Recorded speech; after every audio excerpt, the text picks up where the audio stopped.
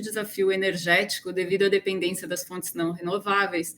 Elas causam poluição, emissões de gás do efeito estufa e, consequentemente, o efeito global. E essa preocupação com os impactos ambientais tem levado a encontros globais que já vem acontecendo desde a década de 70, como a Conferência de Estocolmo. Em 1997, a gente teve o Protocolo de Quioto, diversas edições das Conferências das Partes, a COP, e com foco em sustentabilidade, que seria especialmente uma mudança para fontes renováveis para lidar com as mudanças climáticas. Então, os países eles têm se concentrado em descarbonizar suas economias. Eu destaco o setor de energia porque ele possui um potencial significativo na redução das emissões de gás do efeito estufa e que, por isso, ele tem um papel crucial na transição energética. Contudo, ao longo dos estudos que foram analisados no trabalho, observa-se que a escala e o ritmo da transição energética tem sido feito lentamente. E alguns países eles estão longe de atingir as metas climáticas, especialmente as estabelecidas nas contribuições nacionalmente determinadas, as NDCs. E por que isso acontece? Pela dificuldade em substituir os combustíveis fósseis e também devido a crises econômicas e geopolíticas que podem dificultar esse processo justamente por interferirem na cadeia de suprimento e no foco dos investimentos. O exemplo atual, a guerra Rússia-Ucrânia, ela tem afetado, como eu já havia dito, a cadeia de suprimentos de energia. Dentre as consequências dessa situação atual estão as altas nos preços dos combustíveis fósseis e a preocupação com o abastecimento de energia. Então, nota-se que alguns países, eles focam seus esforços em substituir os seus exportadores de energia, enquanto outros alteram o seu mix energético. O novo contexto foi a motivação desse trabalho, justamente porque ele altera as políticas energéticas já instauradas, e com base nisso, ele pode afetar a transição energética. Por quê? Deve-se deixar de priorizar as metas ambientais para manter a segurança energética? Então, uma coisa que a gente fica pensando é, será que as sanções internacionais postas ao gás russo, dos quais principalmente os países europeus eram tão dependentes, não levaram esses países a tomar decisões imediatas, como, por exemplo, reativar usinas de fósseis como carvão? Ou será que eles não focaram mais na preocupação com as mudanças climáticas? A outra motivação também é que dos estudos analisados notou-se que as crises elas são vistas como momentos de mudanças políticas. E esse novo contexto mundial, resultante da guerra atual, ela altera as políticas instauradas, dessa forma também afetando a transição energética. Em virtude disso, a crise atual ela revela a importância da revisão das políticas energéticas. Então, a gente faz uma pergunta: crises energéticas como a atual, elas vão acelerar ou desacelerar a transição energética? Além disso, a gente viu que as hipóteses, a gente tem, devido à motivação como foi apresentada, a gente tem duas hipóteses. Então, no curto prazo, imagina-se que os países eles vão ter um foco em segurar o abastecimento de energia. Será que isso levaria a uma desaceleração da transição energética? Como eu havia dito, será que alguns países não reativaram usinas poluentes como o carvão? E a outra hipótese seria que no longo prazo o foco seria em diversificar a matriz energética e também a elétrica, promovendo uma aceleração da transição energética. Talvez eles possam começar a investir mais em fontes renováveis e locais. Então, as hipóteses elas variam conforme o horizonte de tempo, pelo que a gente viu dos estudos analisados. Dessa forma, a questão de pesquisa do trabalho é responder se os países eles aceleraram ou desaceleraram o processo de transição energética em função das repercussões da crise global de energia provocada pela guerra atual. E o objetivo principal é analisar se, devido à guerra, os países adotaram novas ou se eles trouxeram antigas políticas energéticas para fortalecer o abastecimento de energia.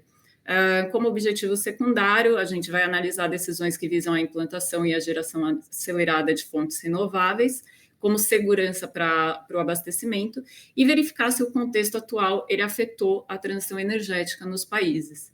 Então, a metodologia adotada foi uma abordagem de seleção de casos diversificada, por meio da análise de políticas em diferentes realidades. o horizonte de tempo definido foi o pré-guerra, então, normalmente de março de 2021 a fevereiro de 2022, comparado com o período durante a guerra que se prolonga até hoje, mas a gente precisava definir um horizonte para poder fazer a comparação dos dados, e o horizonte durante a guerra foi definido de março de 2022 a fevereiro de 2023, visto que a guerra começou dia 24 de fevereiro. O levantamento de dados, ele aborda 3 pontos principais, que é a importação e os principais exportadores de combustíveis, a produção de eletricidade e o consumo e a produção econômica. Então, foram escolhidos países de diferentes localidades e que, hipoteticamente, eles foram mais ou menos influenciados. Então, na Europa, por ser próximo da guerra, foram escolhidos a Alemanha e o Reino Unido. Espera-se que esses 2 países sejam muito afetados. A China acredita-se que ela esteja se beneficiando da guerra, e países que possam ser pouco afetados, como os Estados Unidos e o Brasil. Foi feita uma revisão da literatura no trabalho para verificar as relações entre esses momentos de crise e a transição energética. Desculpa só parar um pouco, Eric, está tudo certo com a apresentação? O call está... Tudo certo, Léo, fica tranquilo. Perfeito. Foi notado que essas situações de instabilidade elas provocam mudanças nos fatores de cunho econômico, político e ambiental. E essas mudanças elas moldam as políticas energéticas. Então, a gente viu que durante momentos de crise, as políticas energéticas elas podem mudar de várias maneiras, por motivações diferentes, por exemplo, por variações de preço causadas por desequilíbrio entre a oferta e a demanda. E como já foi apontado anteriormente, observou-se que existe uma lacuna na literatura em torno da análise das incertezas provocadas por momentos de crise globais e como que elas afetam as políticas e o processo de transição energética. Então, isso explica, essa lacuna, ela explica a importância da análise teórica das incertezas provocadas por esses momentos de crise em função dessas causas. A gente destacou 4, que são os conflitos políticos e guerras, sanções e interrupções no fornecimento, crise econômica, incerteza de investimento e desastres e impactos ambientais. Falando dos conflitos políticos e guerras, eles imitam a comercialização dos recursos energéticos. Esse choque de oferta ela acaba levando ao aumento de preço. A gente acabou notando que nessa situação a segurança energética ela pode ser afetada. Foram destacados 2 exemplos, a Guerra do Yom Kippur e a Guerra do Golfo. A Guerra do Yom Kippur ela foi o primeiro choque do petróleo, onde ocorreu um significativo aumento dos preços do petróleo devido ao embargo imposto aos países árabes, e essa crise ela levou à necessidade de independência e conservação energética, e acabou acelerando o desenvolvimento de fontes de energia local.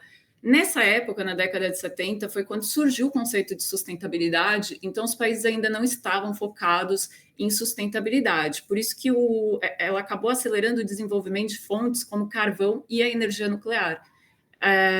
O Brasil, ele criou, como exemplos resultantes dessa crise, a gente tem o Brasil, que criou o PROALCO, para diminuir a dependência, e os Estados Unidos, que criou a Lei de Política e Conservação de Energia para garantir a reserva interna de petróleo, e que a gente vai ver no final, na conclusão dessas relações entre as crises e a transição, que essas estratégias influenciam até hoje, inclusive nesse contexto da guerra da Rússia e da Ucrânia, visto que os Estados Unidos ele usou uma parte dessa reserva de petróleo como medida de emergência durante a guerra atual.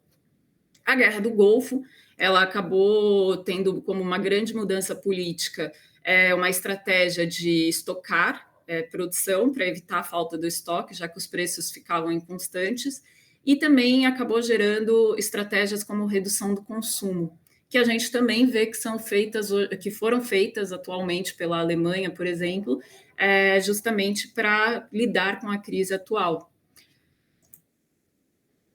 A gente também teve as relações entre as crises e a transição causada pelas sanções e interrupções de fornecimento. 2 exemplos que foram destacados foi a Revolução de 1979, que foi logo após o primeiro choque de petróleo, então ela também fez com que uma das estratégias fosse começar a estocar petróleo e que gerou um desequilíbrio entre oferta e demanda. Essa interrupção no fornecimento de petróleo ela acabou fazendo com que tivesse um alto estoque antes da Guerra do Golfo, o que explica o que a gente acabou vendo, que a Guerra do Golfo já tinha essa estratégia do estocamento de petróleo. A gente também teve outro exemplo da anexação da Crimeia em 2014, que levou a tensões entre a Rússia e muitos países europeus. Então, isso começou a gerar preocupações nesses países, justamente pelo abastecimento energético e pela confiabilidade do fornecimento do gás. Então, a Europa começou a perceber o quanto ela era vulnerável. Isso já era apontado pela IA, como a gente vê aqui na figura, desde 2004, mas eu acredito que foi a partir dessa atenção que a Europa começou a perceber a vulnerabilidade. O terceiro exemplo foram desastres e impactos ambientais. Acabou-se que os dois exemplos que foram analisados no trabalho referem-se à energia nuclear. Então, o desastre de Chernobyl ele acabou resultando na reavaliação dessa fonte de energia, se ela era segura e viável. E o desastre de Fukushima, que trouxe uma opinião pública e até mesmo do governo contra a energia nuclear. Resultante desse desastre, a Alemanha, menos de 3 meses depois do acidente, ela decidiu eliminar totalmente a energia nuclear até 2022, e a gente analisou que, devido à guerra, essa decisão ela foi adiada para 2023 por conta da crise. Por fim, foram vistas também as incertezas causadas pelas crises econômicas. Então, ressalta-se que no curto prazo, crises econômicas elas causam aumento de custo de produção e fornecimento de energia. Isso acaba reduzindo o crescimento econômico, gerando perda de emprego. Então, para mitigar esses impactos, os governos eles buscam promover a criação de emprego e aumentar o crescimento econômico. Como eles podem fazer isso? Levando a políticas de eficiência energética e energia renovável, subsídios. Então, foi notado que durante a crise de 2008, os Estados Unidos ele criou a Lei de Recuperação e Reinvestimento, que foi uma resposta para essa crise. Outros países também criaram programas de estímulo, a China, o Japão, a Coreia, a própria União Europeia. E outro exemplo de crises econômicas foi devido, que também é uma crise sanitária, mas também se enquadra aqui no trabalho em crise econômica, foi a pandemia Covid-19, que causou uma diminuição significativa na atividade econômica global, gerando uma queda da demanda e de energia e nos preços do petróleo, porque devido aos lockdowns o transporte foi reduzido, então acabou gerando uma diminuição no consumo de petróleo. Então, a gente viu que a análise das políticas energéticas no passado ela é importante, porque ela mostra como que os países eles possuem meios de responderem a crises atuais, como a de agora, da guerra. Como eu já havia destacado, os Estados Unidos eles usaram a reserva como retirada de emergência. O Brasil ele teve o desenvolvimento local devido ao choque do petróleo. A Alemanha ela usa até hoje a estratégia de conservação de energia e redução do consumo. Ela usou essa estratégia também durante a Guerra do Golfo. E até mesmo a questão da desativação das energias nucleares, que, como a gente vai ver quando for para os resultados, ela interferiu muito na geração de energia elétrica local.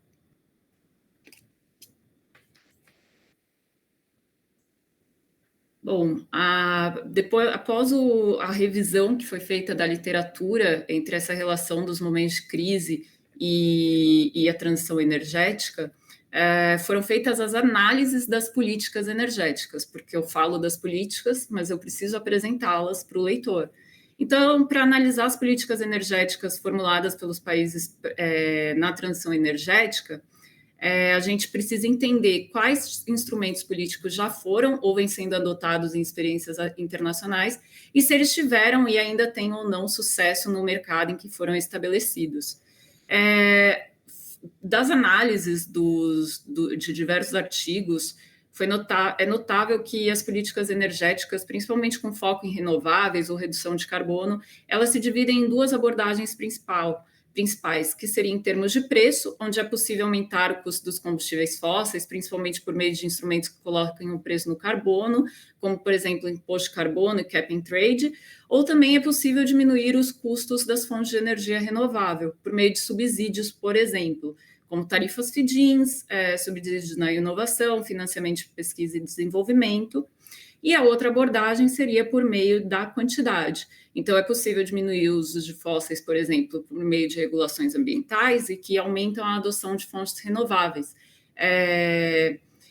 Desculpa, é possível reduzir a adoção de combustíveis fósseis por meio de regulação ambientais ou aumentar a adoção de renováveis através da instauração de cotas ou de um padrão por meio de instrumentos políticos, como, por exemplo, o padrão de portfólio renovável, certificados verdes, licitações.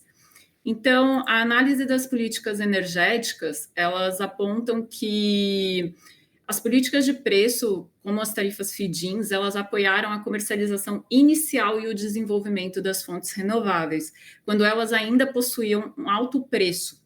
À medida que elas iam se tornando competitivas, foram instauradas políticas voltadas para a quantidade, como, por exemplo, certificados, as cotas de energia. No trabalho, para a gente verificar se essas mudanças nas políticas energéticas, tanto em função do preço como em função da quantidade, se elas realmente seguiram esse estágio de desenvolvimento das fontes renováveis, foi realizada uma análise qualitativa por meio de uma varredura internacional do que cada um desses 5 países analisados no decorrer do trabalho fizeram em termos das políticas energéticas. Então, mostrando como foram as práticas adotadas e como que elas se adequaram à realidade de cada país. A Alemanha, ela foi motivada por políticas ambientais a partir da década de 80, inclusive com o surgimento da Energiewende, que foi uma política que visou aumentar a participação das fontes renováveis. E o governo da Alemanha, ele estabeleceu tarifas feed-ins, principalmente a partir da Lei de Energia Renovável em 2000, e que sofreu modificações, especialmente em relação às tarifas pagas, uma vez que as fontes renováveis elas iam atingindo a maturidade tecnológica, o governo ia reduzindo essa tarifa. Então, a gente vê algumas modificações em 2004, em 2009, em 2012, em 2017 e até mesmo bem recente em 2022. Essas modificações podem, inclusive, ter a ver com o declínio do custo da energia solar, que a gente notou em 2007, com a análise dos preços também presente no trabalho. Então, cada vez mais o governo percebeu que já não era necessário que o subsídio fosse tão alto. No Reino Unido, foram destacadas 3 principais políticas. A obrigação de renováveis, que ela começou em 2002, e ela exigia que os fornecedores de eletricidade tivessem certificados de renováveis para cada megawatt-hora de eletricidade fornecida. Teve também as tarifas feed-ins, implementadas em 2010 e finalizadas em 2019, e até hoje ainda existem os leilões de contrato por diferença, inclusive tiveram 4 rodadas, em 2013 foi a primeira, 2017, 2019 e 2021, e essa política é a que se estende. Nos Estados Unidos, tiveram políticas de padrões de portfólio renovável, também conhecido como padrões de eletricidade renovável, que foram adotadas em 2003 e que exigiam um percentual crescente da capacidade de geração de um fornecedor de eletricidade ou de vendas de eletricidade provenientes de fontes de energia renováveis. Em 2009, a gente também teve a Lei Americana de Recuperação e Reinvestimento, que foi apresentada na questão das relações entre as crises, e que foi oriunda da crise econômica de 2008, que focava num programa de fundos para programa de P&D e implantação de energia limpa. Teve também o PTC, que são percentual de créditos para projetos eólicos, e que tiveram muito resultado. Eles foram iniciados em 1992, mas eles passaram a ter um grande desenvolvimento eólico, principalmente a partir de 2016, quando foram qualificados para 100% do valor do total de crédito os empreendimentos eólicos. E, por fim, em 2022, foi aprovada a Lei de Redução da Inflação, que visa impulsionar o aumento das fontes de renováveis por meio de subsídios governamentais, os quais eles permitem cada vez mais reduzir uma porcentagem dos custos de sistemas renováveis, principalmente projetos solares de pequena escala. No Brasil, no contexto brasileiro do setor elétrico, em 2002 foi criado o Programa de Incentivo às Fontes Alternativas, o PROINFA, e que foi criado para aumentar a geração de eletricidade proveniente das fontes eólicas, biomassas e pequenas centrais hidrelétricas. A comercialização no Brasil das fontes renováveis, em muito caso, elas são feitas por meio de leilões específicos para essas fontes. E, além dos leilões, destacam-se também outras formas de comercialização dessas fontes, como a geração distribuída, a GD, acordos de compra e venda, selos verdes. E um destaque para a GD é que ela promoveu principalmente o crescimento da energia solar. Praticamente mais de 95% hoje em dia da GD é composta por empreendimentos solares. Em 2017, também foi instaurada a Política Nacional de Biocombustível, conhecida como RenovaBio, que visou aumentar a produção e a participação dos biocombustíveis, principalmente no setor de transporte, e que também auxilia na realização dos compromissos do Brasil em relação ao Acordo de Paris e às contribuições nacionalmente determinadas, as NDCs. Por fim, a análise da China, das políticas energéticas voltadas para a energia renovável no contexto da China. Em 2005, foi adotada a Lei de Energias Renováveis, que estipulava que o Estado ele deveria organizar o desenvolvimento e a utilização de fontes renováveis para promover o estabelecimento e o desenvolvimento dos mercados de fontes renováveis. Então, a gente vê uma centralização no Estado promovendo essa política. A China ela também teve políticas de leilões, políticas de tarifa feed-in, e que foram implementadas a partir de 2010. Elas conseguiram realmente promover um aumento cada vez maior da participação de fontes renováveis, uma vez que as políticas criadas até os anos 2000, elas eram tidas como norteadoras. Ressalta-se também que a China ela criou uma plataforma de negociação de certificados verdes em 2017 e um mecanismo de ETS, que é Schemes, Emission Trade Schemes, nacional em 2021, dando às novas políticas cada vez mais um caráter centralizador, onde o governo é quem exerce o papel de planejador no setor. Então, conclui-se das análises que, na Alemanha, a política energética de tarifas feed-in, ela promoveu a expansão das fontes renováveis na matriz energética alemã, e à medida que essas fontes elas iam atingindo maturidade tecnológica e se tornando cada vez mais competitivas, as tarifas feed-ins e as metas da lei de energia renovável, elas iam se adequando a isso. No Reino Unido, ele foi muito afetado pela tensão Rússia e Ucrânia em 2014, especialmente pela dependência do gás natural russo, e em função disso foi notado que ele prorrogou o prazo para acabar com algumas políticas de apoio às fontes renováveis, às fontes de energia renováveis, como, por exemplo, a feed-in e até mesmo as obrigações de cotas. Nos Estados Unidos, a crise financeira de 2008 levou o país a adotar medidas de crédito fiscais e leis de incentivo à energia limpa, como uma estratégia para resolver, em parte, essa crise de investimentos. A experiência brasileira ela também mostra a importância das políticas energéticas para estimular a diversificação da matriz, porém, foi visto por discussões realizadas entre especialistas do setor que é essencial que essas políticas elas tenham início, meio e fim, para que não prejudique os principais envolvidos, que são os consumidores. E na China, as políticas de leilões e tarifas feed-in foram adotadas para promover um aumento efetivo na participação das fontes renováveis e que vem promovendo. E a pandemia, como consequência, ela gerou uma diminuição do consumo de petróleo, especialmente devido à redução no transporte. Aliada a essa situação, foi notado também que as emissões de gás do efeito estufa também diminuíram. Do geral, a análise das políticas energéticas adotadas nos países analisados mostrou que os momentos de crise eles realmente redefinem as políticas dos países. Como os resultados, a gente vai ver os impactos, os movimentos provocados pela guerra sobre a transição energética. Então, como eu já havia dito logo na apresentação do trabalho, existe uma grande dependência do petróleo e do gás russo, o que significa que os preços de energia na Europa eles estão cada vez mais vulneráveis. E apesar da guerra ela ser um conflito territorial, as implicações elas foram profundas para os mercados de energia, principalmente devido às interrupções de abastecimento do petróleo e de gás natural, gás principalmente.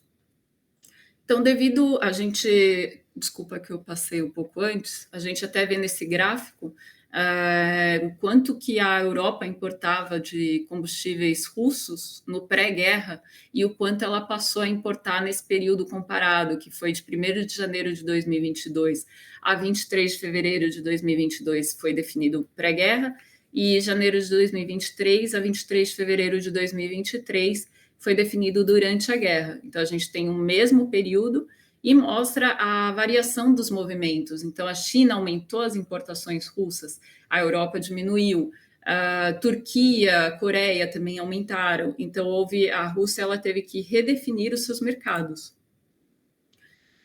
Devido à importância da Rússia como exportador, é importante analisar se com a guerra as exportações russas elas aumentaram ou diminuíram em valor e em quantidade. Então, observou-se que com a guerra, o valor das exportações da Rússia ele foi reduzido em quase 13 bilhões de euros, sendo as principais reduções nas exportações por meio de gasodutos e de petróleo bruto. E também com a guerra, elas também diminuíram em quantidade as exportações russas, apesar de ressaltar uma exceção, que foram as exportações de petróleo bruto, que elas aumentaram em quantidade, porém elas diminuíram em valor, e isso aponta para uma desvalorização do petróleo russo durante a guerra. Como eu falei, a gente vai analisar os resultados nos 5 países já apresentados: Alemanha, Reino Unido, Estados Unidos, Brasil e China. E para fazer a coleta de dados das 3 principais pontos que são analisados no trabalho, que são as importações e uso dos combustíveis, a produção de eletricidade e o consumo de energia, a coleta de dados ela foi feita em 2 etapas, onde a gente procurava responder três hipóteses. Em relação à importação, foram definidas a primeira, que seria se a substituição do importador se houve a substituição do importador para um mesmo combustível. Por exemplo, ao invés de comprar um combustível da Rússia, um país ele passou a comprar de outros países, mantendo o mesmo volume. Se a guerra ela provocou a mudança relativa dos qualitativos, dos quantitativos de cada combustível. Por exemplo, ao invés de comprar um gás natural da Rússia, ele passou a importar carvão da Austrália, ou se ela provocou realmente a redução total das importações. Na segunda etapa, é o foco na produção de eletricidade e consumo de energia. Então, também são feitas 3 hipóteses.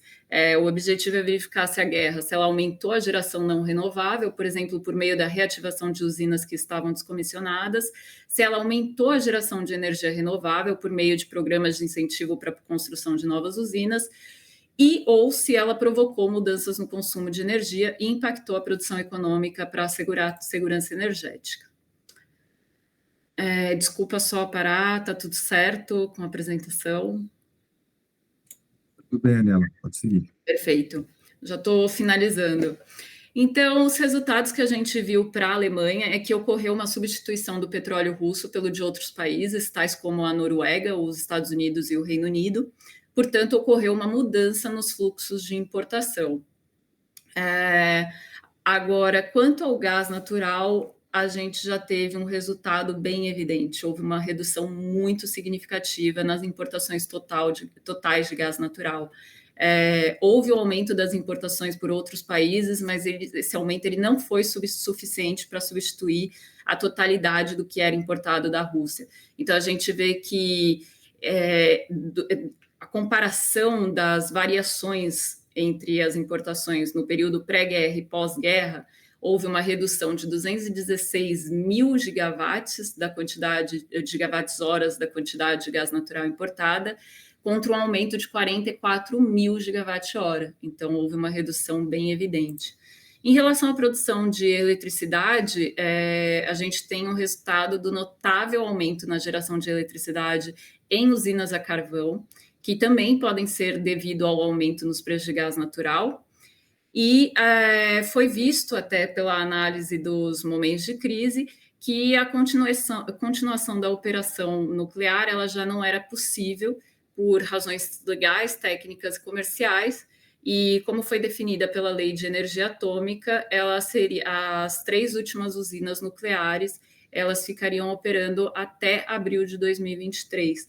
Então, foi notável também a redução da energia nuclear nesse período comparado, que é de março de 21 a fevereiro de 22, o pré-guerra, e março de 22 a fevereiro de 23, o durante a guerra. Em relação ao consumo, os dados levantados de consumo e produção econômica entre 2021 e 2023, eles mostram que a guerra impactou negativamente tanto no consumo de energia quanto na produção econômica, e provavelmente devido aos altos preços de energia e à disponibilidade limitada das fontes de energia. Em relação ao Reino Unido, ocorreu a diminuição nas importações do gás natural, do petróleo e do carvão da Rússia. Porém, no caso do Reino Unido, essa diminuição nas importações ela foi superada pelo aumento nas importações provenientes dos Estados Unidos, que fizeram um acordo de parceria comercial com o Reino Unido. Então, isso explica essa questão. E que mostra que os Estados Unidos acabou passando a ser um grande exportador para o Reino Unido. Cabe ressaltar que o Reino Unido ele não só superou a dependência em relação aos combustíveis russos, como ele também auxiliou alguns países europeus, especialmente a Bélgica e a Holanda, por possuir linhas de gasodutos que se interligavam com esses países. Em relação à produção de eletricidade, no trabalho a gente focou também em analisar possíveis variações ambientais, como velocidade do vento, maior ou menor irradiação solar, e foi verificado um aumento na velocidade dos ventos em 2022, quando comparado em 2021. Então, isso poderia, talvez, causar nos resultados da análise uma maior produção de energia eólica no período durante a guerra do que no pré-guerra. Porém, acredita-se que a geração eólica ela tenha também sido incentivada para contribuir com a disponibilidade de energia durante a guerra. Ressalta-se também que em outubro de 2022, o Reino Unido ele reabriu uma instalação de armazenamento de gás natural bruto e que ocasionou cada vez mais um aumento na capacidade de armazenamento de gás, de aproximadamente 50%. Então, o que também ajudou o país a superar as consequências da guerra. Em relação ao consumo de energia, não foram notadas diminuições no consumo no período durante a guerra, porém foi notado um aumento no consumo de produtos petrolíferos, só que com a análise das curvas já era crescente. Então, essa análise ela mostrou que os dados do consumo por setor ocorreu um aumento dos produtos petrolíferos, mas provavelmente por conta de um aumento no setor de transporte, cujo comportamento ele foi semelhante ao aumento no consumo de petróleo. Aqui são apresentados por fonte de energia, mas no trabalho também foi realizada a análise por setor. Em relação aos Estados Unidos, como a Rússia ela não era o principal exportador de petróleo para os Estados Unidos, o impacto da eliminação das exportações provenientes da Rússia devido às sanções, ele foi muito pequeno, visto que os Estados Unidos eles passaram a importar mais petróleo dos seus principais exportadores, Canadá e México, devido à proximidade, e também de países da OPEP. Em relação ao gás natural, os Estados Unidos ele não importava muito gás russo, apresentado até o gráfico, e ele importava praticamente tudo do Canadá, então não houveram mudanças em relação ao gás. Os Estados Unidos ele tem reduzido principalmente a capacidade de carvão, até destaquei aqui as capacidades instaladas por fontes de energia, o que comprova o foco na transição energética. Então, a gente vê que eles apresentaram resultados extremamente positivos em relação à transição energética, porque ocorreu um aumento nas produções eólicas e solar, e entre março de 2021 e fevereiro de 2023, ocorreu um aumento da capacidade de gás natural, o que explica também um aumento da produção de gás natural. Em relação ao consumo de energia, não foram notadas impactos da guerra no consumo, as variações foram pouco relevantes no contexto dos Estados Unidos. Falando do Brasil, ocorreu a redução das importações de gás natural e etanol, principalmente proveniente dos Estados Unidos. Contudo, a gente diz que não há indício de vinculação com a guerra. Por quê? porque aumentaram as importações de petróleo da Arábia Saudita e dos Estados Unidos. Então, acredita-se que houve uma mudança de combustível. Além disso, apesar da pequena importação de petróleo e derivados de petróleo russo em 2021 e 2022, a análise de diversas notícias atuais mostram que essa situação mudou. Em 2023, a Rússia ela passou a ser o principal fornecedor de produtos petrolíferos para o Brasil, até porque o Brasil ele almejava reduzir os custos dos combustíveis para o transporte, e a Rússia passou a promover preços mais atrativos, justamente para diversificar o seu mercado. Então, como consequência, o Brasil ele se tornou o segundo maior comprador do diesel russo, atrás apenas da Turquia. Em relação à produção de eletricidade, a gente ressalta que a redução da produção do gás natural ela foi causada pela redução do despacho de termoelétricas devido ao fim do período de crise hídrica. E a gente pode ver que houve uma redução do gás natural, mas houve um aumento da capacidade hidro. Os resultados eles apontam para um aumento da geração hidrelétrica, que se deve ao replecionamento dos níveis de reservatório. Em relação ao consumo, o consumo de energia elétrica variou muito pouco, porém, quando analisado o consumo no setor energético, ele foi o que mais reduziu de 2021 para 2022, em aproximadamente 5,5%. Não é uma variação muito grande, porém, houve a redução.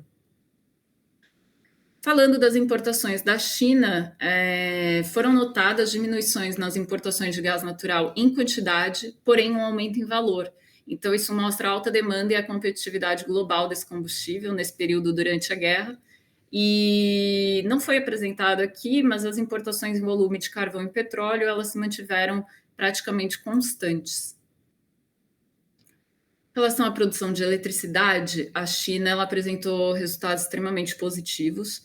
Em 2022, as energias renováveis elas se tornaram maioria nas novas instalações de capacidade de energia e elas acabaram desempenhando um papel importante na garantia de fornecimento de energia na China. A geração de carvão ela aumentou, porém ela se manteve constante em pontos percentuais. Um ponto ruim para a transição energética é que, apesar do aumento das capacidades renováveis, o carvão ele ainda predomina na geração de energia elétrica da China.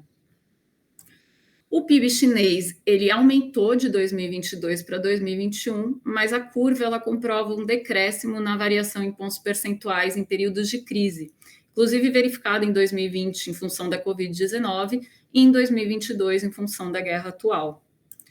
Concluindo o trabalho, os resultados da Alemanha, eles mostram que a guerra, no curto prazo, ela desacelerou a transição energética, devido ao aumento da geração a carvão para equilibrar o déficit de energia proveniente de gás natural.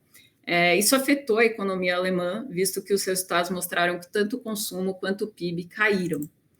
Em relação ao Reino Unido, ele conseguiu auxiliar no fornecimento de energia de outros países europeus, exportando gás para reduzir a dependência desses países do combustível russo, e ocorreu o aumento da geração de energia eólica, que, em conjunto com os demais fatores que foram analisados no trabalho, mostram que o Reino Unido ele acelerou a transição energética durante a guerra.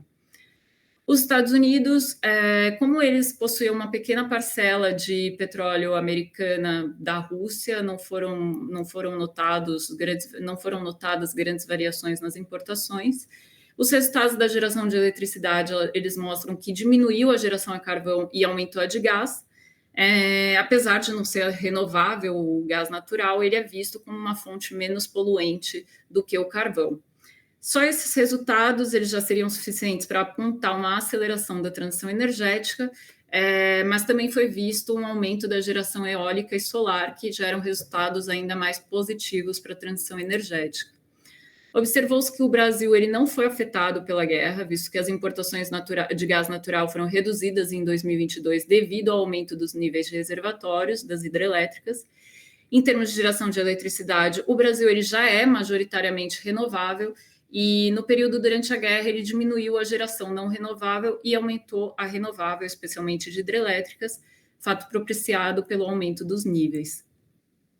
Por fim, a China ocorreu a redução nas importações de gás natural, possivelmente em função da dificuldade de transporte dessa fonte. Além disso, notou-se que a China também ajudou a Rússia, porque ela passou a substituir as importações dessas fontes dos Estados Unidos e da Austrália pelas da Rússia, Mongólia e Indonésia. Então, a Rússia ela alterou seus fluxos de importações. Portanto, não houve desaceleração da transição energética devido ao fator importação, houve uma alteração nos fluxos. Também foi visto o aumento da geração eólica e solar, o que aponta para uma aceleração da transição energética. Então, conclui-se, desculpa que eu passei um pouco rápido, conclui-se das análises e dos resultados que as decisões dos países, elas realmente afetam os seus fornecimentos de energia e, consequentemente, as suas economias. Obrigada. Oi, Ariela, obrigado pela apresentação, tá? Bem didática, falou com bastante calma, cumprindo todo o trabalho, né? Visualmente muito boa também. Passou um pouquinho do tempo, mas eu te perdoo, tá, Ariela? Obrigada. Bom, então a gente encerra essa primeira parte, que foi a apresentação da candidata Ariela. A gente vai para a segunda parte agora, que é a arguição da banca, tá?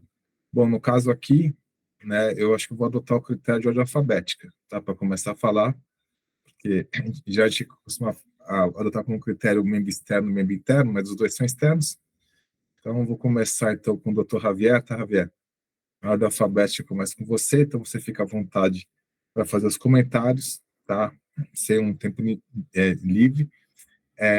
E aí fica a critério de você com a Ariela, se você quer que a Ariela responda ao longo dos seus comentários ou ao final, tá? Mas é aberto aí, é tranquilo aí a forma. Fique à vontade. Obrigado, Javier. Perfeito, obrigado, Ed. Primeiramente, obrigado, Ariela e Eric, pelo convite para essa banca.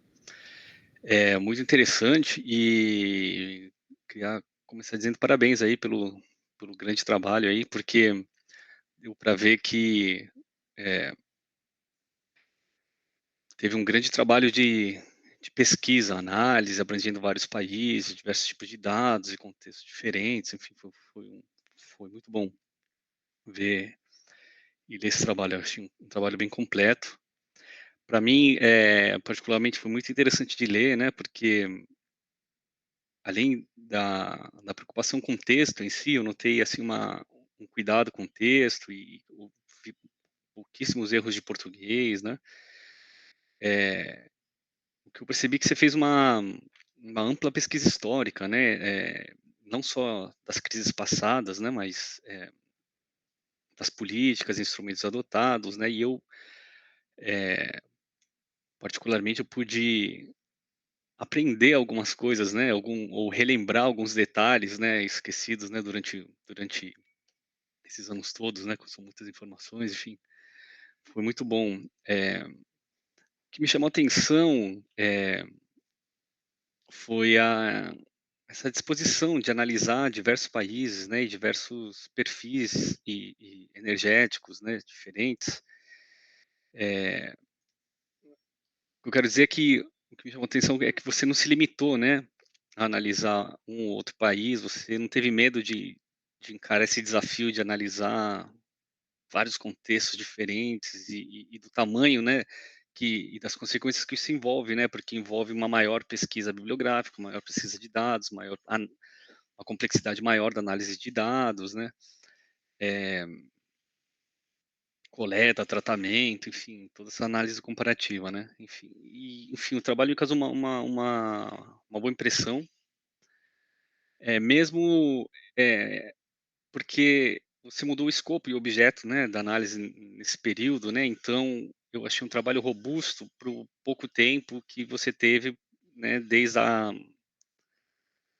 da qualificação até agora, né, eu achei um trabalho bem completo, né. Enfim, os comentários e as perguntas a seguir, assim, vão tentar no sentido não só de esclarecer, mas de tentar melhorar alguns detalhes, porque o trabalho está ótimo, assim, é mais tentar melhorar algumas coisas para a publicação, deixar alguns pontos um pouquinho mais claros, enfim, até pensando depois numa eventual publicação da sua dissertação, enfim, é mais nesse sentido que vão os meus comentários, né? É, Sobre a introdução, é, apesar assim, de um pouco extensa, né, devido à complexidade do tema, ela está muito clara, né?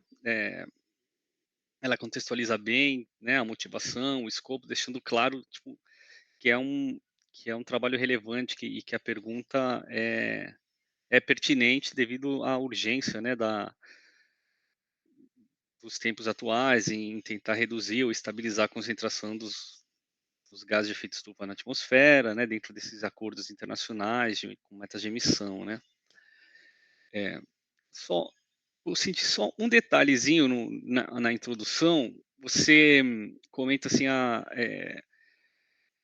agora eu não lembro, é logo no começo assim que você fala é, das emissões e do setor de energia, né? Mas eu acho que aí talvez falte dizer levemente assim uma frase ou colocar algum dado dizer por que que o setor de energia é relevante ser observado para a questão das emissões, né? Por mais que você diga que é majoritariamente, né, fontes não renováveis, mas o quanto que isso impacta, né, nas emissões, com a participação das emissões, enfim, só deixar um detalhe assim um pouco mais relevante assim, né, na,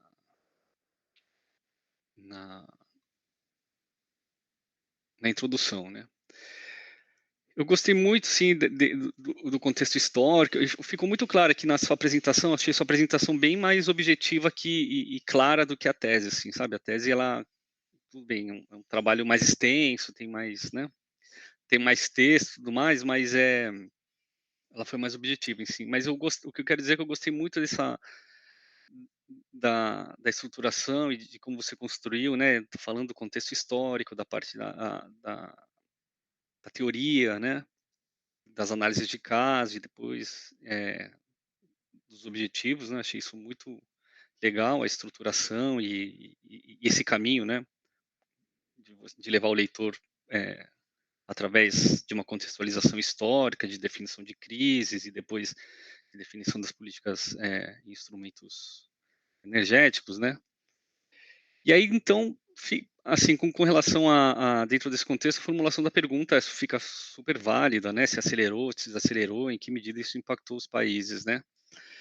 Uma coisa que eu gostei, que eu fiquei muito bem impressionado, foi a descrição metodológica, assim. Eu acho que a descrição metodológica foi super clara, assim. Acho que condizente com um trabalho científico que é uma dissertação, né? Assim, desde da literatura e da descrição das referências bibliográficas do método utilizado, que foi um método qualitativo, né? E o que me chamou a atenção é que você acho que deixou claro, assim, acho que os leitores, o que você quer dizer por o método qualitativo, você colocou até uma definição, né? Achei isso bem interessante. E não só isso, mas como você também falou, ó, utilizei tais plataformas de pesquisa, tais palavras-chave, assim, eu acho que é, é um bom exemplo de trabalho científico, assim, sabe? De, de mostrar para os outros pesquisadores que vão ler a sua tese de como fazer ou qual caminho percorrer, né? É, com relação aí, já que eu falei da revisão da literatura, eu achei a revisão bem diversa, né, com revistas científicas, bases de dados públicas. O que me chamou a atenção é que você teve essa preocupação de ter publicações bem recentes, né, 2022, inclusive 2023, né, que a gente está nesse próprio ano, mas eh, sem deixar de se referenciar textos um pouco mais antigos e mais clássicos, né? Enfim, nem tão clássicos assim, porque 2010, sei lá, ou 11, enfim, não é tanto tempo assim, mas, enfim, eu acho que teve essa preocupação. E aí também dou parabéns ao professor Érico pela orientação aí e tudo mais, eu acho que foi uma boa construção, assim, e orientação disso, né? Com relação à estrutura e organização, como eu disse, achei boa. o, o texto, ele é fluido, né? Ele flui bem. Às vezes é um pouco repetitivo, mas tudo bem, porque quem já passou por esse processo, né, de escrever tese, dissertação, tudo mais, às vezes a gente reescreve algumas coisas até para a gente relembrar do raciocínio, achar o fio da meada para poder continuar, né? Mas depois eu te mando algumas. Eu li a tese, fiz as anotações aqui. Depois eu te mando algumas coisas que daria para ser mais direto, assim. Tem algumas questões, sei lá, de palavras repetidas dentro de uma mesma frase, sabe? Eu acho que daria isso. É mais perfumaria, assim, mas eu acho que como tem ainda o processo de revisão, acho que pode deixar mais limpo, assim, e ajuda até também depois para escrever o artigo, enfim, que provavelmente vocês já devem ter discutido isso com o professor, enfim, mas é, é, aí eu vou fazer algumas perguntas assim depois, antes de começar a discussão dos resultados mesmo, assim, eu queria, enfim, entender um pouco, né, como é que você chegou nesse tema de pesquisa e por que que você mudou o objeto de estudo, né? Tentando entender assim, por que que você achou, entender qual que é a relevância do seu trabalho nesse contexto acadêmico, prático, né? E essas são as. Queria ouvir primeiro isso antes de falar as próximas perguntas. Obrigada, professor. Obrigada pelos comentários. Vou adorar responder essa pergunta. Não sei se vocês perceberam, poucas coisas eu trouxe do antigo tema. O antigo tema era um foco no Brasil como exportador de energia limpa, né? Uma discussão que vem sendo feita hoje no setor brasileiro. A gente vê o ministro da Economia, o Fernando Haddad, publicou algumas notícias sobre isso. Mas eu preferi mudar o meu tema porque eu senti pela qualificação, principalmente, que a introdução ela estava um pouco precária. Então, eu não conseguia definir os objetivos claros, eu não conseguia definir uma questão de pesquisa que eu conseguisse responder com foco em resultados. Então, foi mais pelo motivo da qualificação. Eu senti que a minha introdução estava muito precária. Eu falei, não, eu acho que eu preciso fazer um trabalho que ele tenha início, meio e fim, principalmente focando no início, que é a primeira parte que vocês leram. O outro motivo foi porque eu entrei no setor de energia em 2020, então considero recente, e eu cada vez mais eu quero entender o setor. Então, o mestrado para mim ele é uma oportunidade profissional de aproveitar até o conhecimento do Eric, né? Então, fazer análises, entender como que são os setores de energia ao redor do mundo. Então, eu acho que isso também foi uma motivação para mim. Eu queria cada vez mais compreender a energia global. Por isso que você até comentou que o trabalho ele aborda muitas realidades, né, muitos países. Então, acho que esse foi o meu principal foco. E, óbvio, o contexto atual, eu acho que ele é bem atrativo, a guerra da Rússia. Então, eu gostei, foi uma sugestão do professor Eric, conversa em qual que a gente teve, e que eu adorei, eu achei que era uma forma de obter resultados que eu já não estava conseguindo no primeiro tema, eu tive muitas dificuldades no capítulo de resultados, então foi por isso que eu resolvi mudar. Legal. Faz sentido, sim. E aí, eu queria, assim, só te ouvir, assim, quais foram as dificuldades nessas obtenções dos dados, né? Porque o que é o mais difícil numa pesquisa, né? Não é ter a ideia, assim, é encontrar os dados, e às vezes os dados, eles vêm, sei lá, ou não tem a mesma continuidade, ou a série histórica não é igual, ou vem em unidades diferentes, enfim, eu queria ouvir você como foi esse seu processo aí com, com a coleta de dados, enfim, quais as dificuldades, os desafios encontrados e como qual foi o seu racional aí, seu raciocínio para tentar superar essas dificuldades? Bom, na parte da revisão da literatura, como você até citou, a questão da pesquisa nas plataformas, eu até vou citar aqui que eu não citei na apresentação. Então, eu usei o Web of Science e a Scopus e a Engineering Village, e eu gostei bastante, eu não tive dificuldades, eu até separei a questão da extração de artigos para complementar o trabalho, justamente nessa questão que você apontou. Então, artigos mais citados, que seriam os clássicos, né? E artigos mais recentes. Nessa parte, eu não considero que eu tive muitas dificuldades. A parte de análise das políticas, que foi o terceiro capítulo, acredito que vocês devem ter percebido que eu trouxe muito do primeiro tema. Então, no primeiro tema, quando eu me qualifiquei, eu já abordava essa questão da análise das políticas energéticas. Eu tive um pouco de dificuldade, porque, para mim, que era nova no setor, o que era uma tarifa feed-in, então, entender essas políticas, né? Para mim era tudo novo. Então, foi uma extensa pesquisa de dados, extensa mesmo. Mas eu acho que a parte que eu mais tive dificuldade foi na coleta dos dados para os resultados. Eu vou citar para vocês, o professor Eric sabe, a gente tinha planejado fazer a análise do Japão também. Então, iam ser 6 países.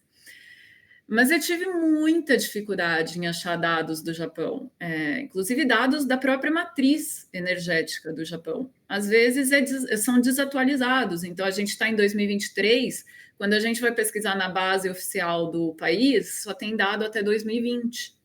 Então, isso prejudica bastante. Outra dificuldade que eu tive foi na questão idioma, né? Um dos países analisados foi a China, então eu não sei falar a linguagem deles, então eu tive que usar algumas ferramentas de tradução para compreender, mas como o foco era mais matemático, então isso não acabou não me prejudicando tanto.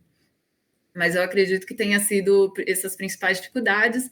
E no decorrer do texto, vocês que leram, não sei se vocês perceberam, mas no Brasil, que é o nosso país, eu tive que falar uma hora que não foi possível o levantamento de um dado.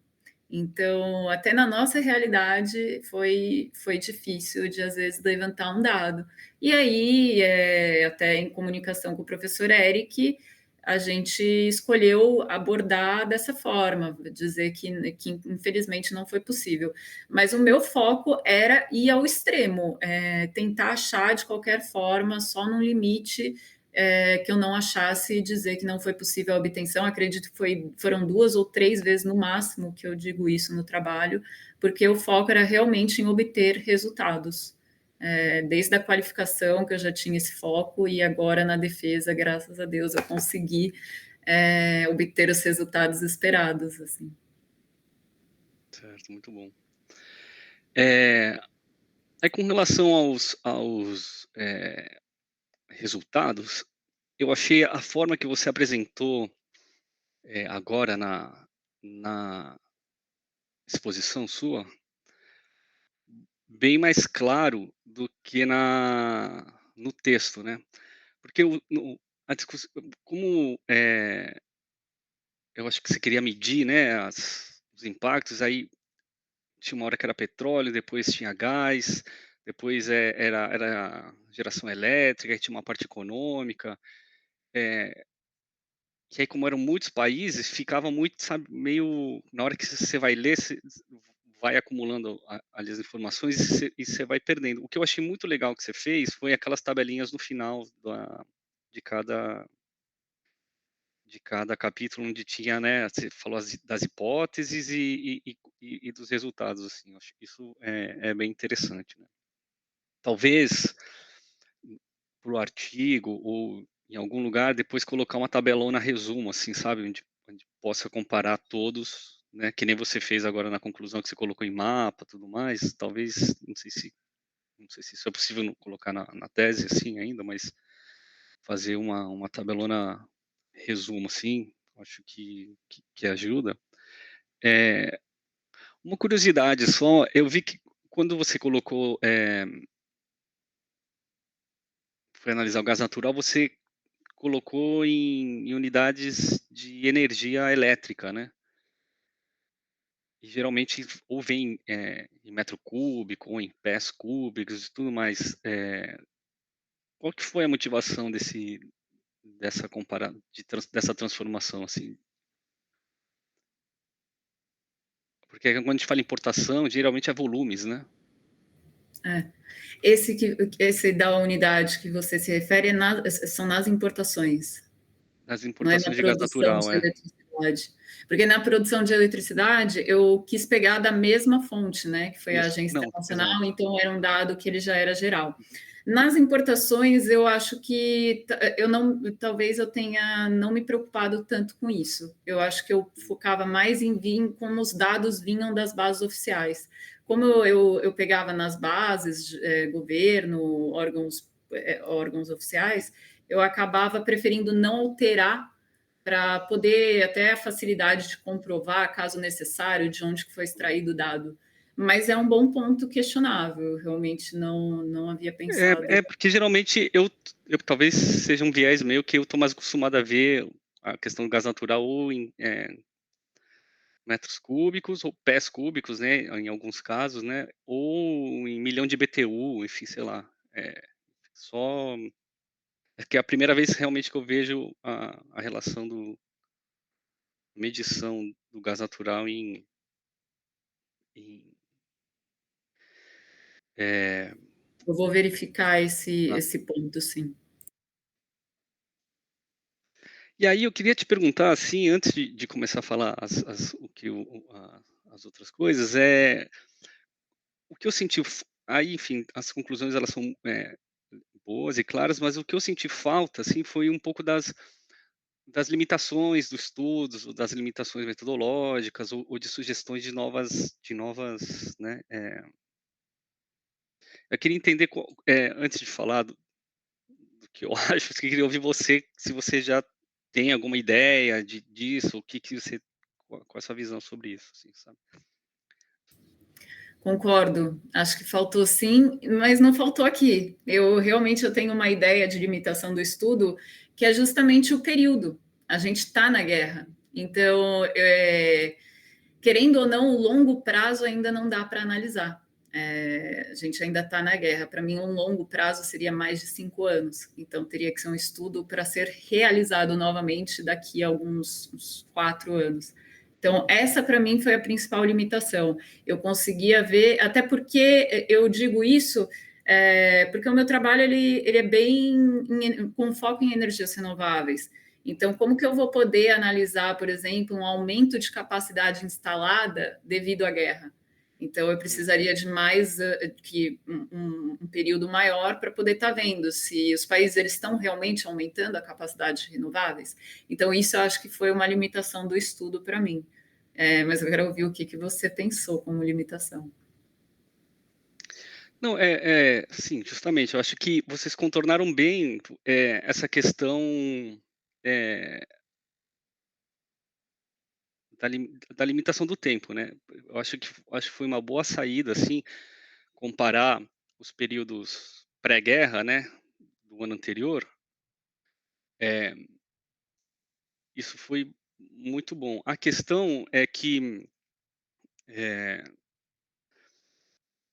primeiro, a, ru- a, pre- a- já vinha em 2021, a tendência de queda das importações de gás natural já estava vindo, né? Porque começou com todo um questionamento, né, dos do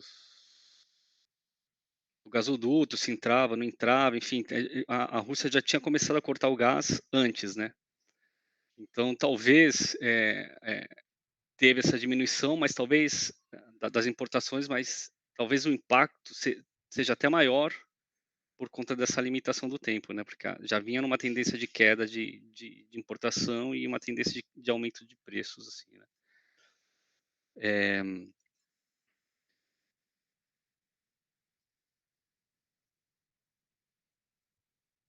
É, deixa eu ver as minhas anotações aqui das...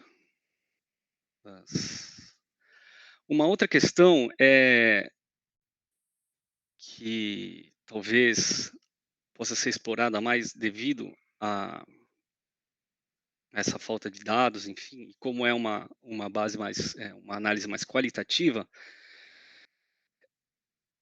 é que talvez procurar alguns outros indicadores mais qualitativos também, né, para tentar para suportar essa pergunta, sabe? Eh, Porque, assim, no curto prazo, realmente aconteceu aquilo que você até colocou lá numa tabelinha lá de curto, médio e longo prazo, na parte mais teórica, que no curto prazo, geralmente, a preocupação é no abastecimento, sabe? Então, os países, eles vão, acho que até na Covid também, um exemplo da Covid que você usa, de saúde, sempre a questão é o abastecimento, né? Então, primeiramente, é garantir a economia e o bem-estar da população e depois a gente corre atrás se vai emitir ou não. Mas a minha questão é que talvez esse aumento das das emissões ou da utilização de carvão, que tudo mais que garanta, né, que garante, né, o bem-estar da população, com mais emissão, não necessariamente significa uma desaceleração da transição, porque existem umas outras medidas de mais longo prazo que estão sendo tomadas e que não estão sendo capturadas ali no curto prazo, né. Por exemplo, você mencionou no texto o REPowerEU, o AIRA, que eles adotaram uma série de medidas que ali no texto não está, enfim, mas eles adotaram uma série de medidas e diretivas, políticas, né, que era justamente em função não só com a preocupação do preço, mas do incentivo das renováveis, enfim,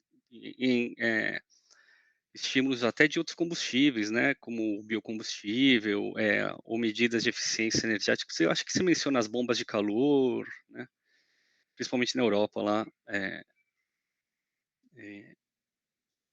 então, assim, talvez uma sugestão, não sei se cabe aqui no texto, em algum outro trabalho, tentar, trazer um pouco desses indicadores um pouco mais qualitativos, né. Então, quais as medidas focar um pouco assim, quais medidas foram tomadas para lidar com essa questão da guerra que vão ter uma consequência maior. Um outro exemplo que eu lembrei, logo depois da guerra, assim, a União Europeia ela começou a fazer tipo um fast track dos projetos renováveis. Então isso é um indicativo que ela quer acelerar a transição energética, né? Só que isso não é capturado só por essa questão da eletricidade, né? É um indicador um pouco mais qualitativo. E ela foi formalizada, é que ela também foi formalizada, não foi logo depois da guerra, ela foi formalizada mais no final do ano passado. Aí, acho que foi novembro, dezembro do ano passado, eles formalizaram e instituíram esse fast track dos projetos renováveis, né. Eh, e também isso não sei se ajuda muito, porque está fora do período de análise, né, do da comparação, né, 21, 22. Eh,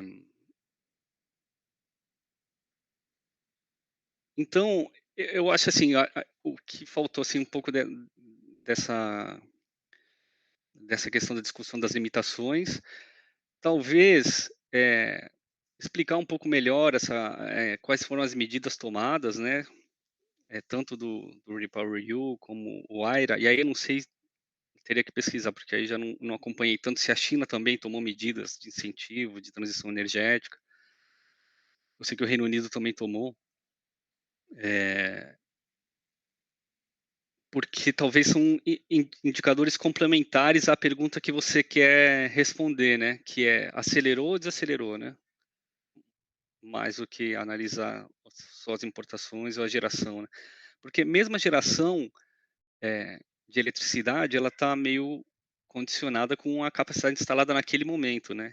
E são consequências, como você mostrou, das crises energéticas anteriores, das medidas anteriores que foram adotadas, né. Eh, enfim,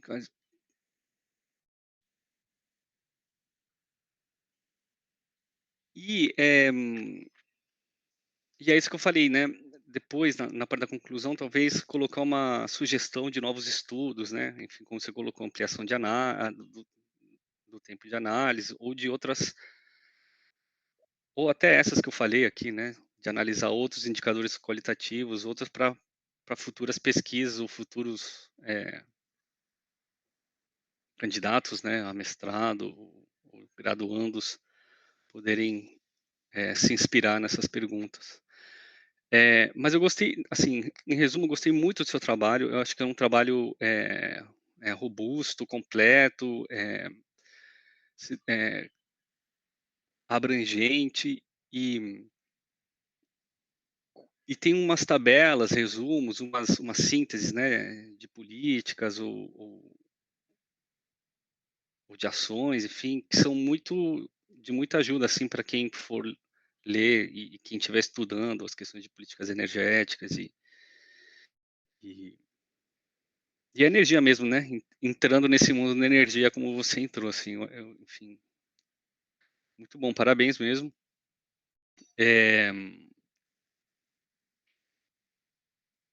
Eu só tinha uma última pergunta, e aí é só para encerrar mesmo, assim. Eu queria entender, assim, o que você achou, assim, das suas conclusões ou seus resultados em comparação ao próprio referencial teórico que você se baseou, né?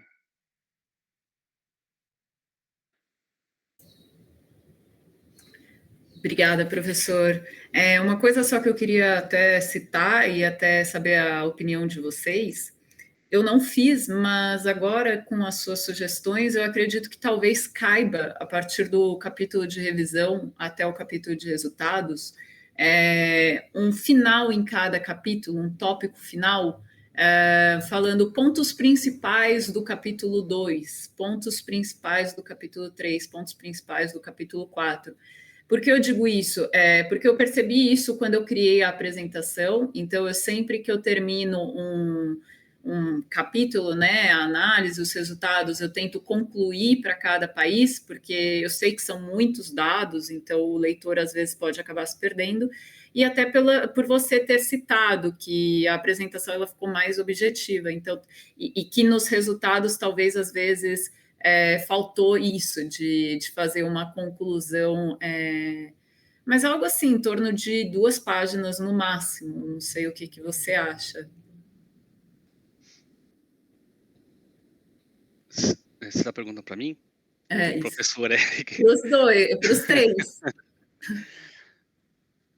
Assim, eu vou falar particularmente, assim, eu acho que para agora, nesse momento, não precisa assim, ter esse retrabalho, assim, eu acho que talvez você possa focar esse esforço de síntese para depois fazer o seu artigo, sabe? Você fala os pontos principais e para não ter que se repetir tudo, você faz um esforço de síntese para o artigo. Mas, enfim, aí eu acho que você tem que ver com o Eric, seu orientador, enfim, não sei. Assim, fazer essas conclusões do capítulo sempre facilita a leitura, né?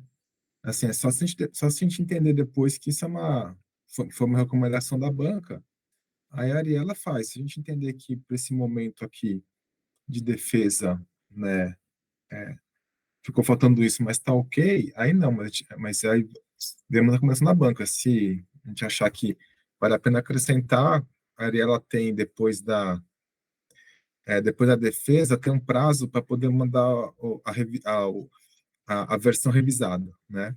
Nessa versão revisada, ela pode acrescentar ao fim do capítulo aí uma meia página de fechamento, isso não tem problema não, porque é previsto já um prazo de revisão mesmo, tá? Dá para acrescentar uma coisinha simples, não tem problema não, se for o caso, tá?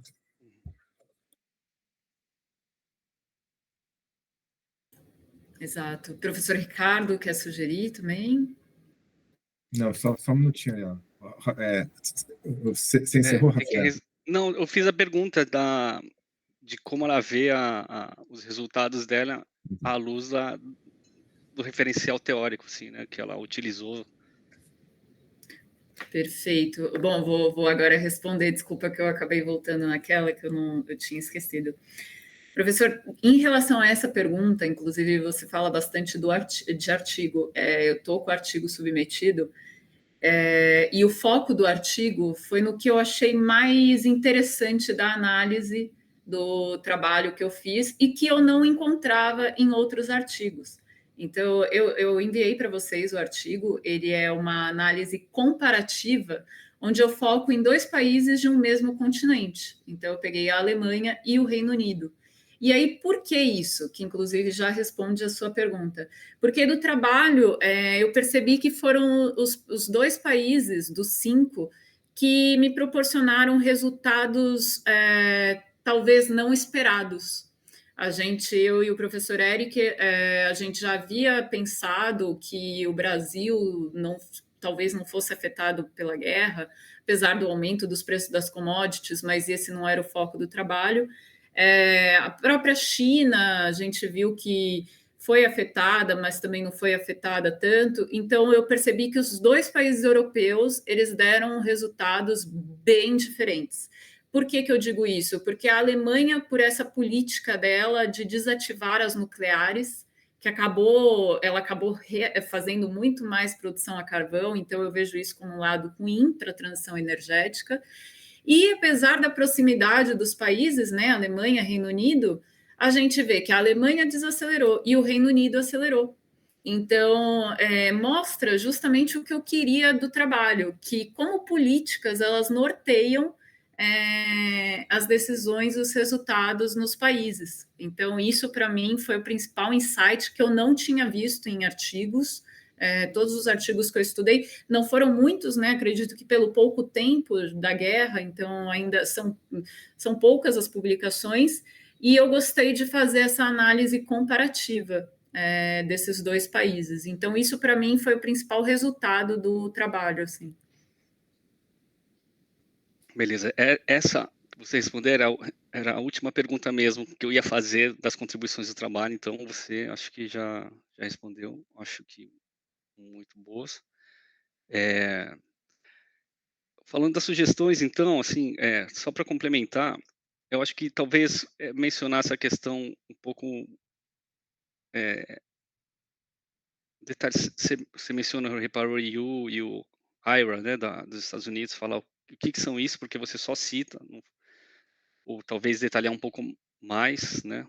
Você fala, incentivou, o REPowerEU incentivou isso, o IRA incentivou aquilo. E uma outra questão que talvez está implícita, né, nos resultados é a questão das sanções, né? Porque você fala que teve sanções à Rússia, mas você não diz quais sanções, né?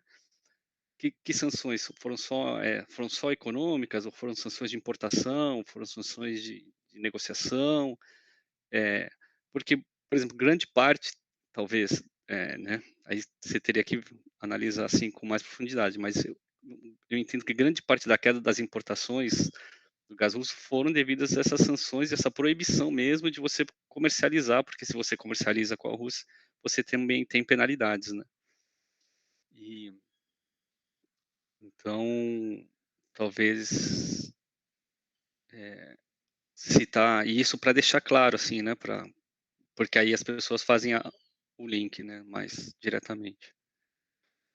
Enfim, dá vontade de ficar aqui discutindo muitas coisas, porque disso tem outras, toda a reconfiguração, né, da mundial, dos fluxos e dos mercados de gás, de petróleo e tudo mais, enfim. Inclusive, por exemplo, só um exemplo, eu vi que a Alemanha diminuiu da Rússia e você colocou, aumentou da Bélgica e da Holanda, se não me engano, né? Mas você fala, mas como é que...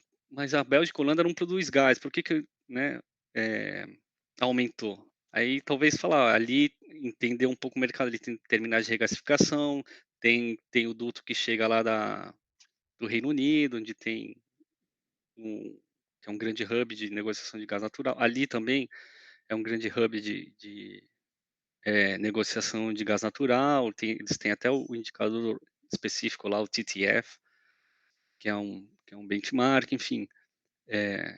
Enfim, a análise dá para completar mais, mas assim, devido às restrições metodológicas, eu entendo e foi muito bom. Parabéns, Eliane. Parabéns mesmo. Foi um trabalho muito, muito bom. E parabéns ao professor Eric aí pela orientação. Muito bom. Oi, Javier. Bom, muito obrigado pelos comentários. Eu acho que ela anotou tudo, então acho que a gente pode incorporar sim na versão revisada, tá? O que você pediu. Acho que é bem tranquilo fazer isso. Então, agora dando sequência agora, então queria agradecendo o Javier pela contribuição, já para agradecendo o Ricardo Baitela também pela leitura e participação. Então, passa a palavra para o doutor Baitela, então, para poder fazer agora as suas contribuições ao seu trabalho. Muito obrigado. Obrigado, professor Eric. Obrigado, Ariela, pelo convite. Fiquei muito feliz com esse novo convite, né? Não sabia, depois desse tempo transcorrido, que rumo tinha tomado a tese. E fiquei muito feliz, né, em saber, né, principalmente desse desafio que você assumiu de mudar o tema e realmente dar, acho que dá uma potência, né, um tema que está todo mundo acompanhando, né. Eu vi que o professor Javier falou que a tese é de grande ajuda para quem está estudando, mas não só isso, né? Eu vejo um potencial de imprensa mesmo, né? Tanto da parte de pesquisa e científica de publicar, mas de artigos mais curtos e análises, até porque a coisa continua se desenrolando e, e tende a ser, né, a realidade do mundo, né, da gente ter que coexistir com crises múltiplas simultâneas, né, a climática de fundo permanente cada vez mais severa e outras guerras ou crises econômicas acontecendo aqui e ali, né? Então a gente tem duas ao mesmo tempo, né? Pelo menos grandes, né? Tanto Rússia e Ucrânia como agora Israel, né? E qual é o impacto, né? Os impactos que vão se desenrolando. Então nesse sentido, eu acho que eu vou soar um pouco repetitivo, mas eu concordo com todos esses comentários positivos, né? Do professor Javier. Eu acho que a tese tem uma relevância inegável, não só pelo tema, mas também por mergulhar, né, na realidade de cada país, e a gente sabe como essa pesquisa é difícil, né? Talvez o Brasil, a gente tem esse acesso, o Brasil é bem municiado, né, de dados e dos órgãos do setor, mas você ter esse mesmo acesso em Alemanha, Inglaterra, especialmente China, é outra história, né? Então, acho que você cumpriu muito bem, né? Também, repito, esse comentário sobre a bibliografia, né? Dá para ver a quantidade da pesquisa, né? Então, mais uma vez, além dos parabéns para você, eu estendo os parabéns para o professor Eric, a gente vê, né, o mérito da orientação, né, e da escolha do tema. E aí, lendo a tese, né, acho que tem algumas teses que são mais áridas, né, e claro, né, mais uma vez, pelo formato, né, eu não achei que foi o caso da sua, eu achei que já a tese já tinha uma leitura leve, né, seja pela opção, né, intercalação de textos com os gráficos e tabelas, seja pelo tema, porque você vai lendo e vai querendo saber o que aconteceu em cada país, né, então, naturalmente ali eu acho que já é um ganho, mas aí chegando na apresentação foi um ganho maior ainda, né? Então eu acho que a apresentação é mais dinâmica, né, em termos de diagramação e de visual. Eu até, enfim, eu vou dar sugestões aqui, né? Não quero te dar mais trabalho, mas fica realmente a seu critério, a critério do Eric, né? Por exemplo, a figura das políticas energéticas que você usa na página 58, eu sei que o conteúdo é similar, mas a maneira que você usou no PowerPoint ficou mais inteligível, ficou mais atraente, né? Então fica aí a sugestão, né, de considerar, né, usar uma, usar outra, né? Então, na verdade, eu vou também dividir. Eu anotei aqui, então às vezes eu vou demorar um pouco aqui para ler e rememorar. Eu dividi a estruturação tanto na apresentação quanto nos dados propriamente ditos, né? Alguns comentários, a redação e a conclusão, né? Então, eu vou tentar. Praticamente tudo está na tese, então eu acho que você pode olhar depois, né? Mas então eu vou tentar ganhar tempo aqui e me ater aos pontos mais importantes, né? Aqui tem, naturalmente eu vou acabar focando mais em alguns pontos de Brasil, né? Que eu acho que a gente acaba acompanhando mais de perto e eu pessoalmente senti mais falta, né, de algum aprofundamento em alguns pontos, né, quando você fala do cenário brasileiro, ou quando você fala do que foi adotado, né, em termos do net metering, ou mesmo, né, do replecionamento dos reservatórios, né? Então, na verdade, eu vou deixar para falar esse ponto aqui depois, mas, assim, falando ainda do formato, eu ia dar um comentário parecido, né, com o do professor Javier, porque eu acho que é ótimo que a gente tenha a síntese no final de cada país, mas no final da sua apresentação a gente vê o mapa, né, e a gente consegue ver tudo ao mesmo tempo. Quando a gente lê a tese, o processo é diferente, né, até porque eu acho que a maioria não lê a tese de uma vez.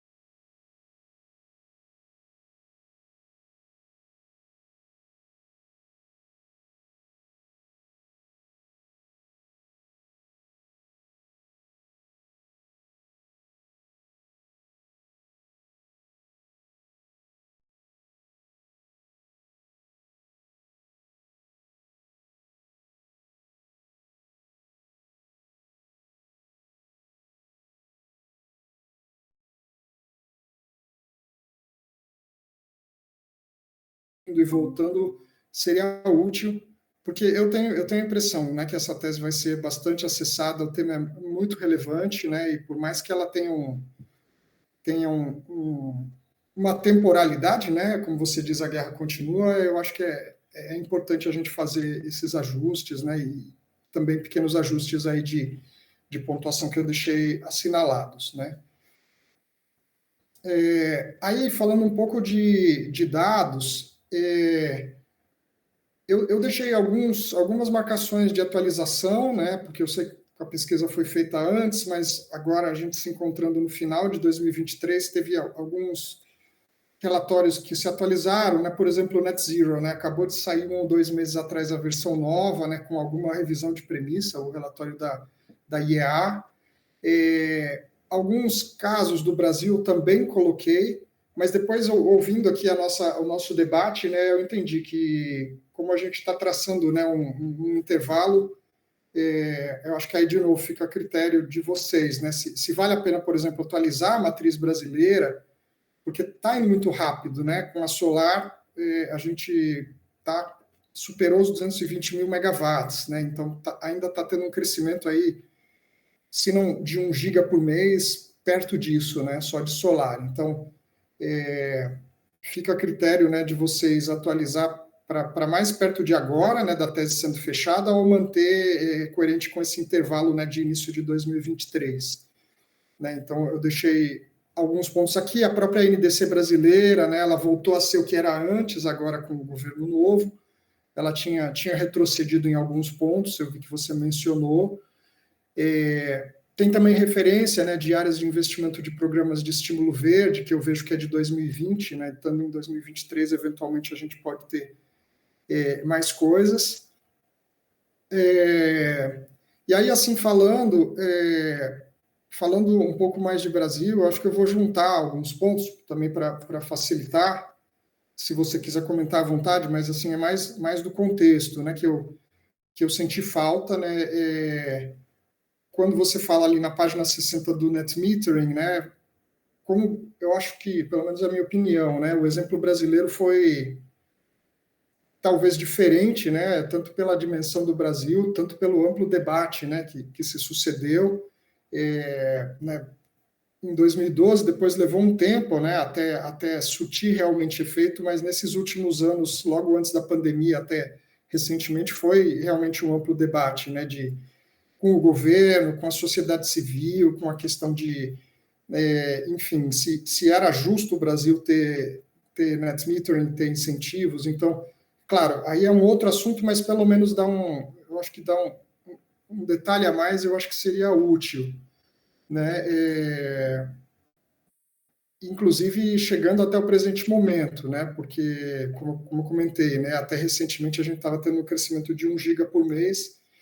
Então, e tem um motivo para isso, né? Como a gente tem a mudança de regulação, a gente teve uma corrida, principalmente no ano passado, para ter essa expansão da geração distribuída, né? E aí, ligado a isso também, né? Eu vejo que você também colocou a mudança do cenário de 2021 para 2022, que é bem significativa, né, para todos nós, principalmente nessa questão do Brasil importar gás e depois reduzir. Eu acho que valeria a pena dizer que, né, que se reverteu em 2022 e especialmente agora, né? Acho que dá um pouco mais de detalhe também sobre isso, né? Até pelo crescimento das energias renováveis, né, que acabam diminuindo aí a necessidade de gás, né? Então, você coloca em outro ponto também, né, a questão do replecionamento, mas eu acho que tem esse fator também das renováveis, né? E aí, também tem um ponto, né, que na página 163, onde você fala do Proinfa, eu acho que vale também, pelo menos é a minha opinião, né, acrescentar que eu pelo menos vejo a motivação do Proinfa como uma das medidas, né, de aprimoramento de lição de casa, né, do setor depois da crise de 2001, 2002. Então, a gente teve outras medidas, né, a contratação de térmicas em leilões. Hoje, com o tempo, a gente vê, né, aumento da rede de distribuição e transmissão. Mas acho que vale citar, pelo menos na minha opinião, que o Proinfa teve essa motivação também. Eu acho que, assim, sobre os dados no geral era isso. Não sei se você quer comentar, fica à vontade, que eu estou falando meio direto aqui para a gente ganhar tempo. Obrigada, professor. Eu só queria fazer um comentário bem breve. Concordo com você nessa questão do Brasil. Inclusive, algumas coisas que você falou estavam presentes no trabalho da qualificação. Não sei se você lembra, mas algumas coisas estavam, essa questão da crise 2000, 2001, detalhando mais as mudanças no setor elétrico brasileiro. Então, sem problemas nenhum adicionar isso na versão revisada, eu concordo e acho também que vale a pena. Tá, ok, obrigado. E aí, passando para a parte de redação, eu também deixei algumas poucas observações que você vai poder ver no texto, né? Tem um momento em que você fala energia limpa, né? Eu acho que na página 46, eu acho que vale a pena a gente deixar mais clara essa estratificação, né? Se a gente está falando de eletricidade, de energia como um todo, e também, né, esse conceito limpo hoje ele fica um pouco mais difuso, né? Se a gente está falando de renovável, exatamente quais tecnologias, né, e quais fontes. E aí na página 50 também, né, tem algumas conclusões interessantes que você deixa referenciadas, né, por exemplo, em relação à tributação e eliminação de subsídios, né. Então, eu sugiro aqui, eu estou dando esse exemplo, mas tem outros, né, onde vale a pena assinalei, né, explicar um pouco melhor até para ajudar o leitor, né, do que você está usando dando uma afirmação, mas eu diria que vale a pena desenvolver um pouco mais, né, no caso aqui da página 50, você fala, né, os formadores de políticas devem integrar políticas com a transição energética de longo prazo por meio da implementação de instrumentos híbridos, como alocação de recursos para desenvolvimento de infraestrutura, implementação de tributação adicional e eliminação de subsídios. Então, eu acho que esse é um ponto faz todo sentido, mas talvez, né, para o leitor, pelo menos explicar em um parágrafo a mais, um pouquinho a mais para como é que a gente vai ter essa consequência aqui, né, de integração.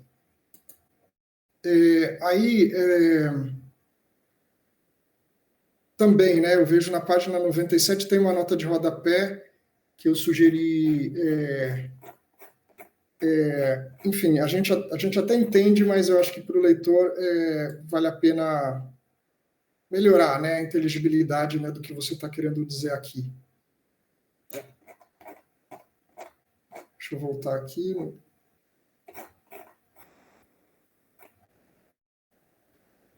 Aqui você fala, né, do balanço importação e exportação, né, do critério da pesquisa e dos dados, né?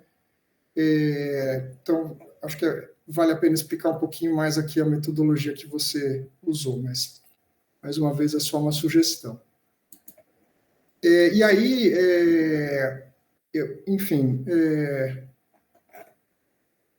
eu deixei também de redação, né, só sugestões mais de pontuação mesmo, e um outro ponto onde eu acho que a redação pode ficar mais clara. Acho que vale a pena também mencionar, né, a redação ficou, sim, sem dúvida mais clara, e a revisão também muito melhor em relação à qualificação. Me lembro que eu tinha deixado alguns pontos assinalados, então é um ganho bastante grande, né, acho que são mais detalhes agora que a gente vê nesse texto final. E em relação à conclusão mesmo, né, eu concordo totalmente com o que o professor Javier coloca, né, eu também senti falta um pouco, né, desse, que a gente pode chamar desse making off, né, de como você chegou ao resultado, né, a gente vê, eu pelo menos tenho a impressão de ter a conclusão como uma síntese, né, do que aconteceu, uma síntese mesmo de cada país. Eu acho que, né, até respondendo, né, eu não faria uma síntese de cada capítulo, né, claro, fica a critério de vocês, mas para mim um quadro sinótico contemplaria. Agora, em relação à revisão, né, eu acho que é um momento e é um espaço bastante fértil, né, para você colocar a sua opinião, e aqui a discussão abre, né, abre ideias para isso, né, como a gente está com a guerra em andamento e a gente tem políticas aprovadas, mas não necessariamente, né, implementadas e que ainda vão exercer efeito, o que a gente pode esperar, né? Então, claro, acho que aí a gente não precisa ter medo, né, de errar, né, é uma opinião sua de que você espera de tendências, e o que fica na minha cabeça é muito...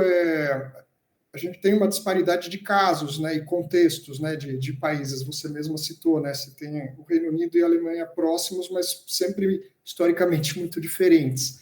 A China num outro contexto, os Estados Unidos e Brasil. Então foi muito feliz sua escolha de países, mas na sua opinião teria alguma similaridade que a gente poderia tirar, alguma recomendação, né, no sentido do que os países podem fazer para aumentar a resiliência nesse caso de crise, né? Cada um foi para um caminho, mas teria alguma sugestão, alguma receita, né? No caso do Brasil, por exemplo, aqui é outro assunto, né? Mas recentemente a gente tem esse programa Gás para Empregar, né? Do MME, e um dos comitês está focado, né? O comitê presidido pelo Thiago Barral está focado em como buscar a resiliência dessa infraestrutura de gás presente e que vai crescer com a transição, né? Ou seja, não ter uma infraestrutura que depois vai se tornar obsoleta, né? Ou seja, ainda não terminou, né? O Gás para Empregar foi prorrogado, vai até março, transcende, né, o escopo aqui, mas eles estão tentando pensar, né, em como a infraestrutura de gás pode servir a biometano, eventualmente a hidrogênio. Então, eu acho que é uma preocupação que muitos países têm e que eu acho que também pode auxiliar numa conclusão, né, no sentido de a gente precisa, né, quando a gente tem uma crise, a gente precisa realmente dar um cavalo de pau, ou a gente consegue tentar, né, unificar os dois cenários para não ter um prejuízo maior. Então, acho que esse tipo de reflexão é interessante, né? E aí, e mesmo, é claro, né, eu vi que a gente sai do Brasil, que era o escopo antes, mas ele acaba inevitavelmente interessando mais a nós, né? Nós aqui, o leitor, ou mesmo o jornalista, né? Se tem alguma reflexão específica que você traria para o Brasil, né? Se o Brasil está numa situação melhor ou pior, né? Em relação, tanto pelo acúmulo que você teve do tema anterior, mas pensando nessa comparação de países, a gente tem mais recursos e subsídios para estar blindado desses contextos ou não? Então, é uma pergunta aberta, assim, que eu deixo, mas, de novo, é só uma sugestão aqui. Eu sei que Dá muito trabalho, né, endereçar tudo isso, mas é mais uma sugestão. E aí, como o professor Javier coloca também, né, eu acho que vale citar assim, todo o esforço da sua pesquisa, né, das limitações de dados, né, e como você teve que sobrepor essas limitações e o que você sugere de continuidade, né, seja para outros ou para você mesmo, né. Então, acho que da minha parte é isso, né, eu vejo que tem um artigo encaminhado, então é super importante ter essas publicações para que mais gente possa ter acesso. Eu adoraria também ter acesso e referenciar, né, com prazer, e deixo meus parabéns para você, Ariel, e pelo Eric também, por tabela, pelo trabalho. Obrigado. Bom, obrigado, Ricardo, aí, pelos comentários. Bom, Ariela, você quer comentar agora, claro? Muito obrigada, professora. Eu acredito que não tem alguma pergunta que você me fez que você queira que eu responda, assim, de dúvidas. E do que eu anotei, eu até tentei, eu lembro que no texto da qualificação, você, acredito que tenha sido você, que escreveu energias alternativas, então eu também tentei evitar o energia limpa, acredito que deva ter passado, infelizmente. A nota de rodapé também, que você citou, da página 97, que faz um balanço entre importação e exportação, foi uma limitação de dados. Foi inclusive um dado que eu vi, que, se eu não me engano, é do Eurostat, que é um órgão oficial, e que foi apresentado errado. Então, quando a gente exporta os dados, ele exporta como Excel, se eu não me engano, e ele não vem os dados desses anos. Então, foi uma forma que eu achei de corrigir, né, esse erro. Mas concordo com você, talvez deixar mais claro na nota de rodapé. E assim como você e como o professor Javier disseram, concordo que faltou citar no final as limitações do estudo e sugestões de pesquisas futuras. E eu adorei um ponto que foi o de reflexão, que você disse se existe alguma similaridade, alguma sugestão que os países possam seguir aí para conseguir atravessar um momento de crise. Honestamente, eu ainda não pensei numa resposta bem, mas eu gostei da parte dessa sugestão, dessa reflexão. Acho bem importante mesmo.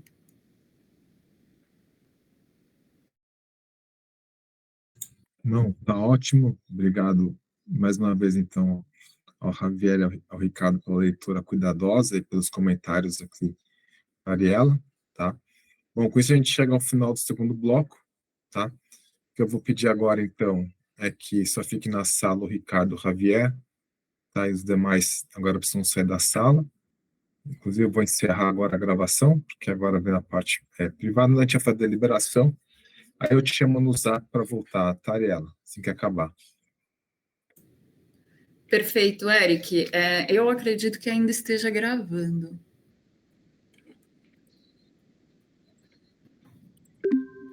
Eu parei agora e agora eu vou derrubar todo mundo. Perfeito. Muito obrigada, professores, pelos comentários. E eu aguardo o texto com as sugestões, os pedidos de correções, e vou estar fazendo todas as revisões que foram apontadas.